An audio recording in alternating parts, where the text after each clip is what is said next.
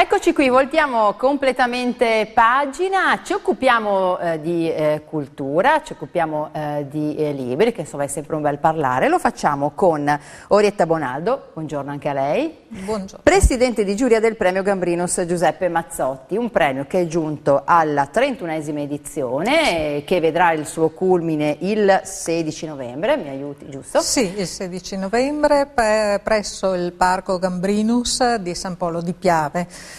Luogo consueto in cui si tiene la cerimonia di premiazione di questo premio intitolato a Giuseppe Mazzotti. Chi era Giuseppe Mazzotti? Detto insomma brevemente per chi non Giuseppe non lo Mazzotti è stato un personaggio, sicuramente un personaggio del Novecento che una figura di spicco nella cultura e che dà sicuramente un grande lustro anche alla cultura, che smentisce quel provincialismo di cui spesso vengono tacciati i veneti. Esattamente. E Giuseppe Mazzotti, nonché il premio a lui intitolato, secondo me smentiscono questa ingiusta definizione. Esattamente. Giuseppe Mazzotti è stato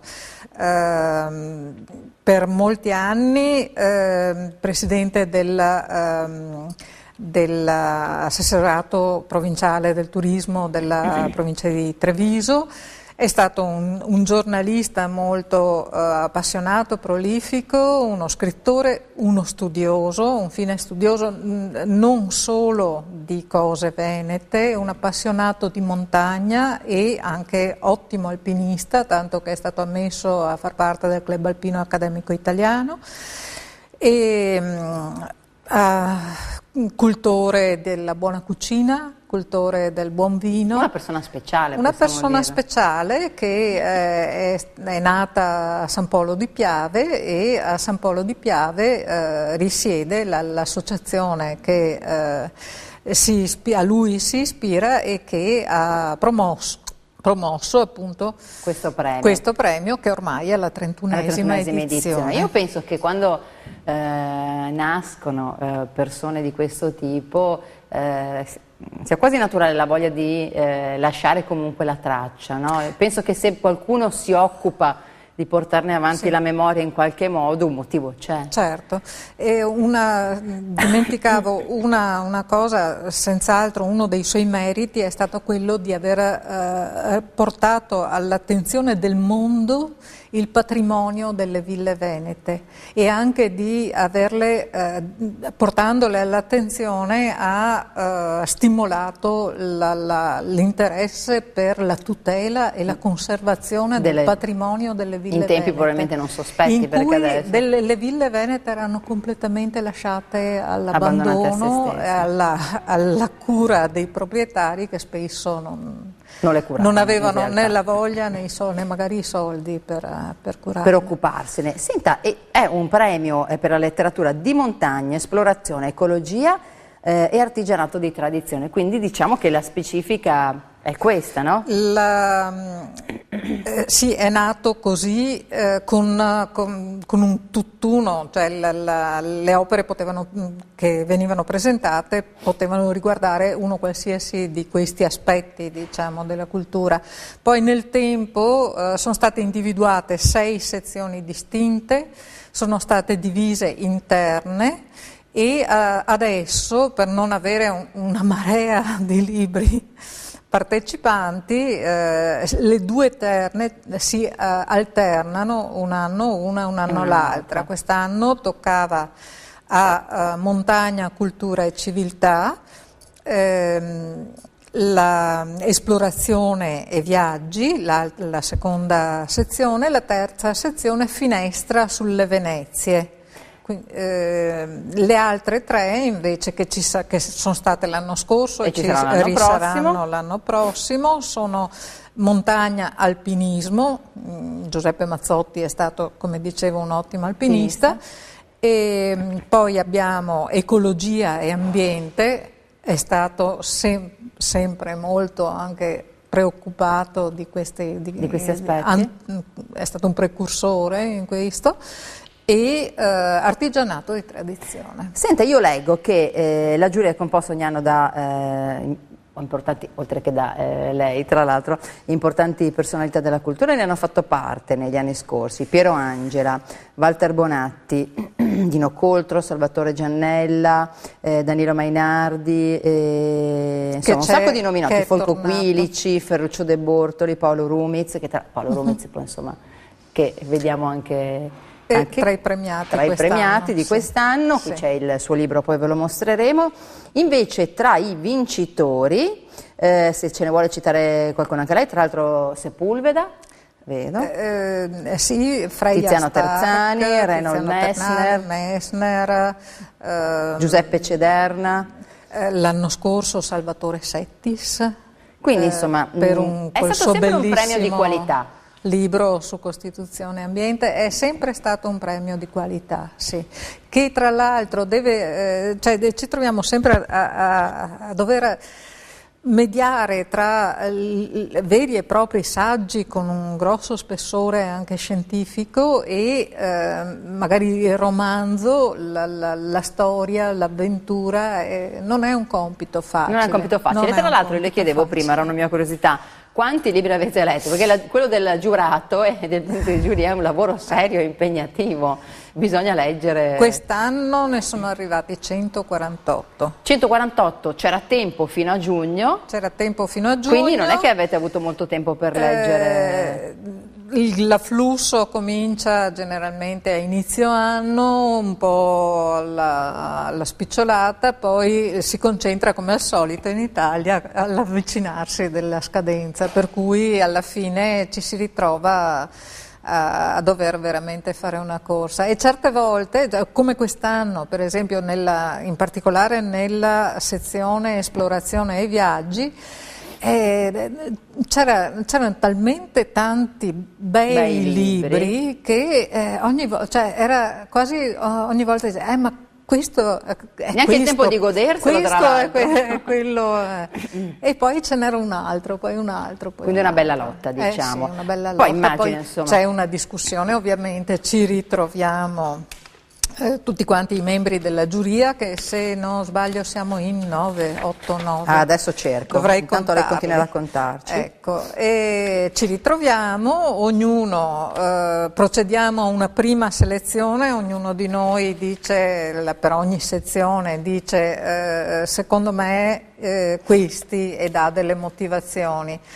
E là si parte con una prima scrematura e poi c'è la discussione, si arriva a ridurre sempre di più il numero fino alla fine. 7, 8, 9, sì. 9, il 9 siete. Tra i quali 9 teste da quest'anno mettere. Sì, ci sono a parte, non so, abbiamo anche lì una rosa veramente varia di teste. Abbiamo da Mario Tozzi, tra l'altro, Giuseppe De Rita, uno dei fondatori del Censis, poi Amerigo Restucci, rettore dello IUAV di Venezia. Danilo Mainardi, ecologo ed etologo, Oreste Forno, ma senta, quando si litiga? Alpinista. Come si va? Si va a maggioranza per scegliere? Siamo molto civili. Ma si litiga tra virgolette, nel senso si hanno, diciamo, idee diverse. Si cerca di arrivare di motivare la propria preferenza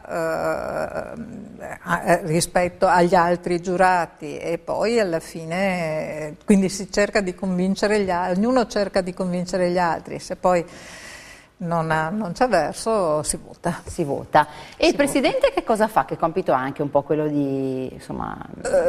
diciamo, è più che altro un portavoce. Infatti ogni anno il Presidente viene eletto ogni anno, è una persona diversa, insomma, all'interno della perché tra l'altro giuria. lei è stata anche giurata.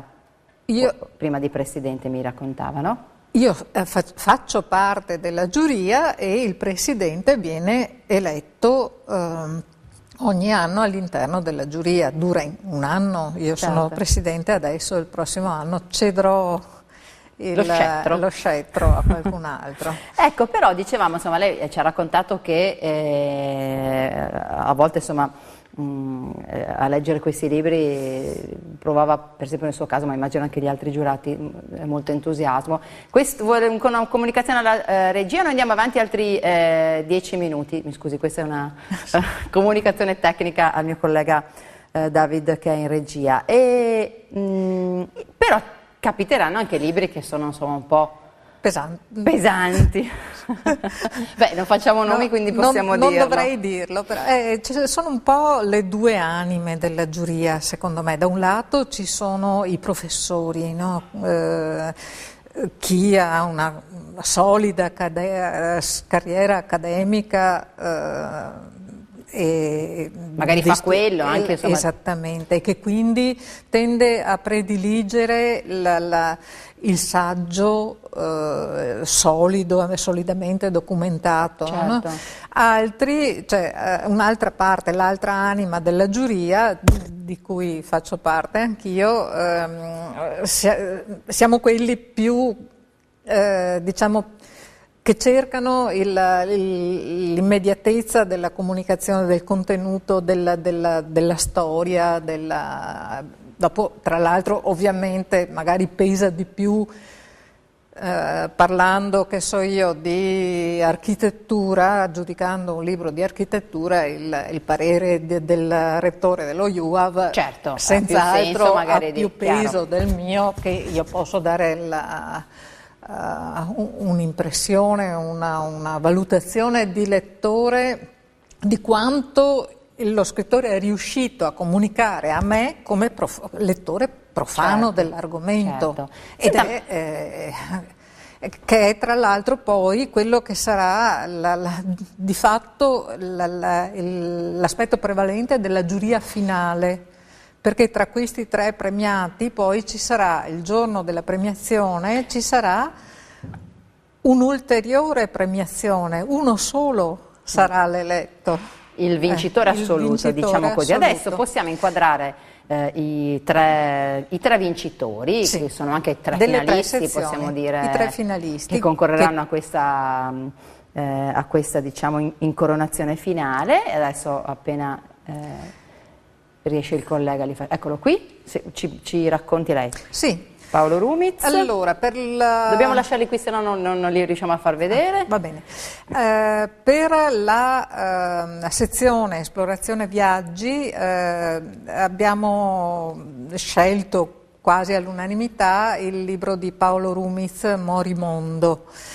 Paolo Rumiz è un giornalista, scrittore, decisamente conosciuto, certo, che ha scritto molto e questo è un libro che descrive la discesa del Po fatta da Paolo Rumiz, per l'appunto con un pugno di amici, ognuno dei quali rappresenta un po' un'anima, l'artista, il musicista, il navigatore, il cercatore di... Tanto questa foto è bellissima. Sì. Molto, ma il libro è affascinante, esplorazione e viaggi e l'avventura, no? E ce l'abbiamo qui. Allora, passiamo oltre, perché purtroppo poi noi... Questo invece è il libro che ha vinto la sezione Montagna, Cultura e Civiltà. Io per usare un aggettivo lo definirei un libro stimolante, è Le montagne della patria, non lasciamoci, di Marco Armiero. Non lasciamoci ingannare dal titolo, non è un libro sulla Prima Guerra Mondiale. Certo. Parla anche della Prima Guerra Mondiale, ma prende in considerazione tutto quanto riguarda la montagna nel suo aspetto simbolico, nel suo aspetto di sfruttamento fino ad arrivare allo sfruttamento, poi le montagne ribelli col brigantaggio, un secolo di interpretazione della montagna, anzi un secolo di più dall'unificazione, da quando è nata l'Italia, e dicevo stimolante perché alla fine rimane la voglia di approfondire tante cose. E magari di andarci anche, o no? Di andare in montagna, diciamo che non è l'aspetto principale, cioè affronta temi come il Vajont, Certo. come il brigantaggio, come la resistenza, come lo sfruttamento, il rimboschimento, l'immagine della montagna durante il fascismo. Certo, passiamo oltre, mi scusi perché volevo appunto che parlassimo anche dell'ultimo. Finestra sulle Venezie, un secolo di sentimenti nella Venezia del Settecento.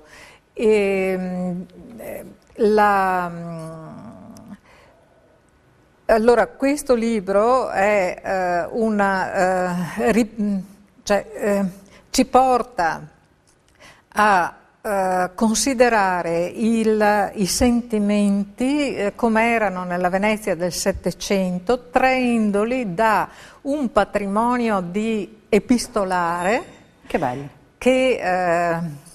In cui troviamo i figli che scrivono all'amante, al fidanzato. Quindi si entra un po' nelle vite di queste persone. Sì, si entra esattamente nelle vite e secondo me chi volesse fare un film o un libro ambientato in quell'epoca a Venezia, potrebbe ispirarsi. Secondo me è un testo fondamentale. Questo è un saggio di cui anche il lettore profano, diciamo tra virgolette, può leggere con piacere, lasci stare le note e legga il libro. Senta, volevo chiederle, ha un preferito tra questi? Morimondo. Ah, lo può dire insomma tranquillamente. Sì. Poi vedremo insomma. Dicevamo insomma che comunque sono tre libri molto belli, insomma tre libri che comunque saranno premiati. Dicevamo che la sera della premiazione c'è, allora, dopo la nostra scelta di questi tre libri sono stati dati a una giuria popolare di 40 persone che li leggono e poi la sera della premiazione voteranno proprio contestualmente alla premiazione. Quindi decidono loro? E decidono loro. A quel punto insomma voi... Sì. E di solito è anche molto emozionante, nelle ultime due edizioni è stata proprio una lotta all'ultimo voto. Bene, volevo chiederle anche, perché mi sembra carina questa cosa, di questo premio letterario Giuseppe Mazzotti Juniores. Juniores, sì. È stato istituito qualche anno fa, nel 2007 mi pare. 2007? Sì. Ed è un premio a cui possono partecipare studenti delle scuole superiori del Triveneto con loro elaborati originali e anche per loro è prevista questa sezione, sponsorizzata anche questa da Veneto Banca. Cioè è tutto un premio tutto veneto, quello del Giuseppe Mazzotti, che però è anche un'eccellenza italiana. Senta, e questi ragazzi verranno premiati la stessa sera? O? Questi ragazzi verranno premiati la stessa sera, sì. E spesso scrivono delle cose veramente molto mature e molto belle. C'è una fascia d'età, diceva scuole superiori. Scuole superiori. E l'ultima cosa superiori. Che volevo chiederle è: questi sono libri che devono essere stati pubblicati in un arco di tempo particolare? Certo, devono essere stati pubblicati nei 2 anni precedenti all'edizione del premio. Del premio. Per esempio quest'anno potevano partecipare libri pubblicati dal 2011 in poi. Certo, allora io vi ricordo www.premiomazzotti.it e insomma aspettiamo di capire chi vincerà, abbiamo capito qual è il suo preferito e vediamo insomma se la penserà così anche la giuria popolare. Grazie ad Orietta Bonaldo, presidente di giuria, dicevamo, del premio Gambrinus Giuseppe Mazzotti. Grazie a voi. Buon lavoro, insomma, se non altro dopo il premio si riposerà, oppure lei legge sempre? Ascolterò un po' di musica. Va bene. Grazie per averci seguito.